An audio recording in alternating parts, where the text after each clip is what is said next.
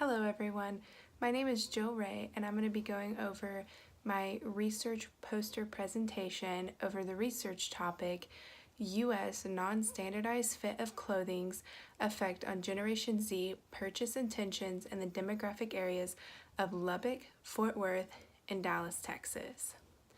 So to go over some of the background and purpose. Generation Z is complex, cynical, and marketing aware, making it extremely difficult to market to them. Therefore, the generation looks for products and messaging that reflects a reality rather than a perfect life or a perfect projected image, which is something retailers need to focus on with their brand messaging. Burstein 2015. The purpose of this study is to investigate how the fit of clothing affects purchase intentions of Generation Z consumers. Study the fit of garments for women is construct that is very difficult to research because it is defined differently by each individual's preferences.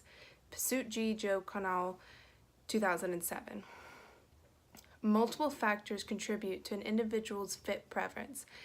This study began to explore fit preference relative to body shape and body cathexes. These studies help create a more accurate sizing chart that fits all women preferences and indicates how it might potentially affect the purchase intentions. Therefore, it is important to conduct research on effects of the non-standardized fit of clothing and how it affects Gen Z's purchase intentions. So my methodology is an online survey was developed to measure the purchase intentions of Gen Z through online websites and brick-and-mortar stores to see what causes consumers to make their purchases.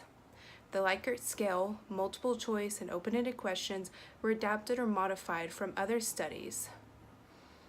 Undergraduate students from a major university in southwestern United States were recruited using social media such as Facebook and text messages over a 2-week period. 43 respondents participated in the study, resulting in 36 usable respondents for this study. So on to some of my analysis and results over my 3 questions. Question number 1, the data were analyzed using Qualtrics and Excel, and the median was determined for the different Likert scale questions. The following 3 research questions were developed based on the literature review. The first question looked at how likely you are to read the garment labels on ready-to-wear clothing. A 7-point Likert scale was used with the endpoints of extremely likely to extremely unlikely. A median of 3 and an IQR of 2 indicated that respondents are moderately likely to read the garment labels on clothing. A median of 3 with an IQR of 3 showed that participants slightly likely to read the garment labels on clothing. When asked if the shopper reads the garment labels on clothing while shopping, the median was 3 with an IQR of 5. This showed that the shopper was slightly likely to read the labels on clothing. So on to question 2. The second research question was examined whether the shopper was likely or not to make a purchase if the fit of the particular clothing item is not sized correctly and forces them to go up a size. I thought this was a very important question. So a 4-point Likert scale was used with the endpoints of very likely to depend on the product. Very likely to depends on the product. When likely participants, if they would make this purchase, even if they had to size up, they agreed with a median of 3 and an IQR of 2. A median of 3 and an IQR of 2 indicated that respondents maybe agreed that they would make the purchase. A median of 3 and an IQR of 4 showed that the consumer surveyed that it depends on the product when deciding, if you're willing to go up a size or not.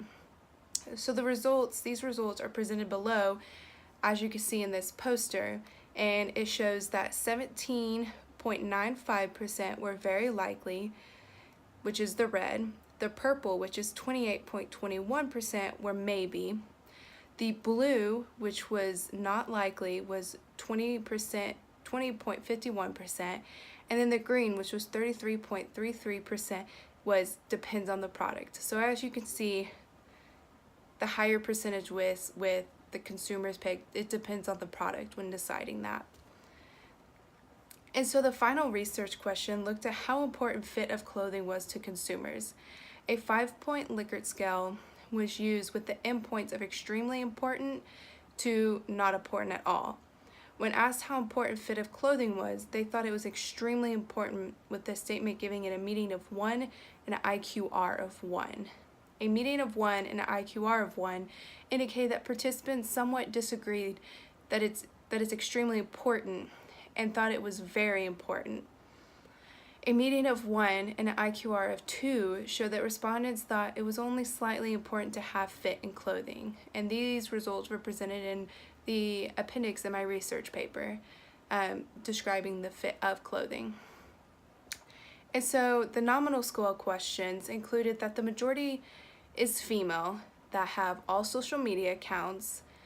The median age of the participants who took my survey was 20 years old. 41.03% identified with the age 18 to 20 years old range, and 58.97% fell in the 21 to 24 years old range. A question that looked at ethnicity showed that 84.62% of the respondents classified themselves as Caucasian/white. 10.26% chose Latino, 2.5% chose Asian, and 2.56% chose African American, and 0% chose Native American. So in my finding and conclusions, the findings revealed that Generation Z tend to be more aware of the fit of their clothing and price cautious. Although variety of selection, price, and discretionary income do affect the buying behavior of consumers while online and in-store shopping, the results show that these aspects do not have a large impact on their purchasing behavior. These results are similar to the Faust ME and Carrier S 2010, who found that there is a problem in the sizing system in all body types. While in other studies, it does not state whether or not there is an actual problem with the sizing system in the United States. The respondent scores were higher on caring about the quality and fit of clothing than not. Therefore, if the fit of clothing does have effect on the buying behavior of Generation Z consumers online and in store. And then you have my references. Thank you.